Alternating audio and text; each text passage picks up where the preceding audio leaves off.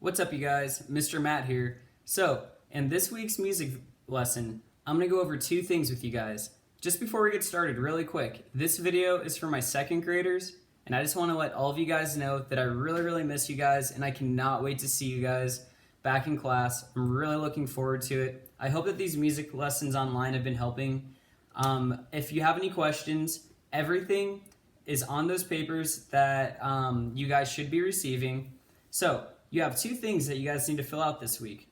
The first one is my mixtape right here. So it should look like this. And the second one is called reading music. And that activity should look like this. Okay, so what I'm going to do is I'm going to go through both of these music activities with you guys so you guys have a better understanding of them and so you guys will be able to fill them out at home. So, starting with reading music. I'm going to walk you guys through the instructions and I'm going to do some of it with you guys. A quick reminder, we have two different sections. We have the treble clef and we have the bass clef. The treble clef is the one right above and the bass clef is right below. The bass clef kind of looks like an upside down sad face, so that might be a good way for you guys to remember at home, okay? So, I'm going to walk you guys through the instructions. The treble clef above are higher sounding notes and the bass clef below are the lower sounding notes. Some instruments like the violin, flute, and clarinet are only played on the treble clef. Other instruments like the cello and the tuba only play on the bass clef. Instruments like the piano both play on both clefs. The right hand plays on the treble clef and the left hand plays on the bass clef. So, we also have to go over three different types of notes: whole notes, half notes, and quarter notes. So, whole notes get 4 beats, and whole notes look like this. Half notes get 2 beats, and they look kind of like a treble clef, but there's nothing in the center of the note. And last but not least, you guys have treble clefs. You guys have quarter notes. And quarter notes look like this right here. And quarter notes get 1 beat each. Okay, so on this paper it says, label the following notes and number how many counts each note is worth. So what I'm going to do is I'm going to do a couple of these notes with you guys so you guys have a better understanding and are able to do this activity at home. So what I'm going to do is I'm going to grab a pen and I'm going to put it on a clipboard and I'm going to go over these with you guys. So right here we have our first note. We have to talk about whether it's a quarter note, a half note, or a whole note.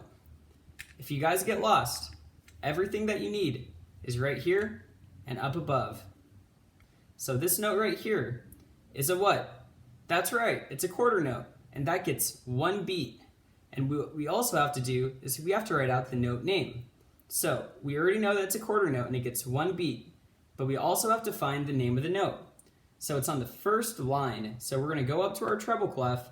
We're going to go to our first line, and it says E. So what you guys are going to do is you guys are going to take your pen or pencil, and you guys are going to write the number 1, and then E. Just like this. Okay, I'm going to move on to my next note.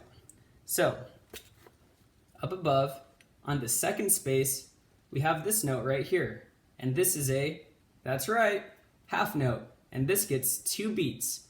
We're still on the treble clef. We're going to be on the treble clef until we get to this last note right here. And we're going to go up above to our second space. So I'm going to count to my second space. And what is that?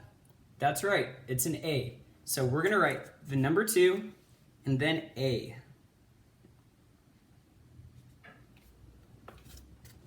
Just like this. Number 2, A. So now we're going down a little bit lower on the staff, and we should see this note right here.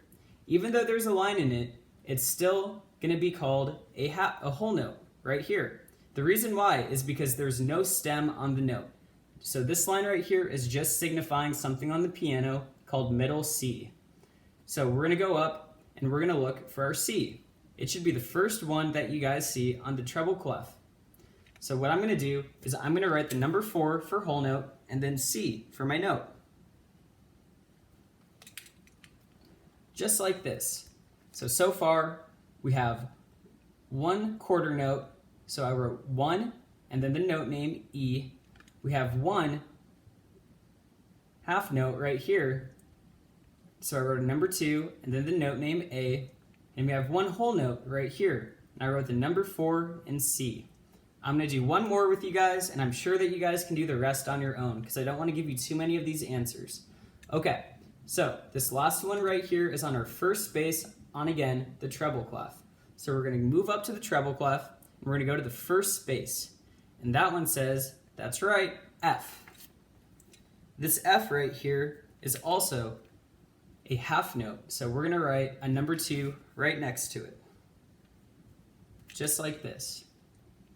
So those are the first 4 notes in the song, and if you guys have a piano, you don't have to do this, but if you guys want to try to play along with the song, that would be really, really helpful and a great way for you guys to start practicing some of this stuff.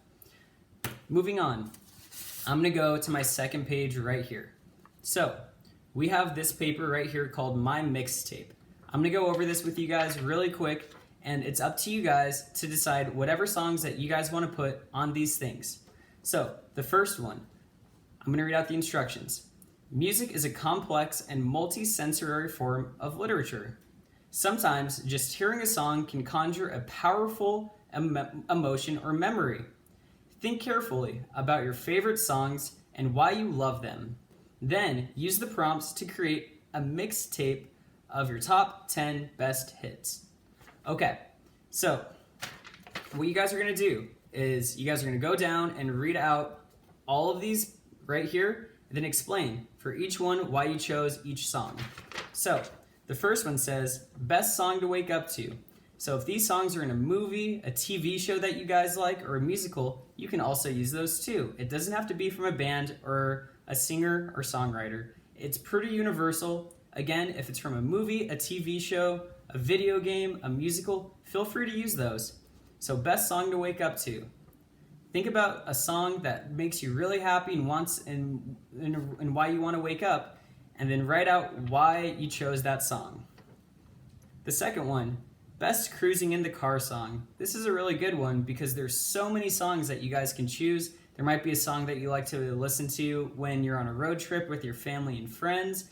There might be one that you like to listen to on the way to school or to a sports event or to when you're going to gymnastics or something like that. So there's a lot of things you guys can choose for that one. The next one, best song to vent to when you're angry. So this is just pretty much saying, what is a good way to calm down? I would totally agree by saying listening to music is a great way to calm down and to de-stress. So choose a song that you guys think calms you down, and then explain why you chose that song. The next one is a sad song. So think about a song maybe in a movie or a TV show that made you guys feel really, really sad.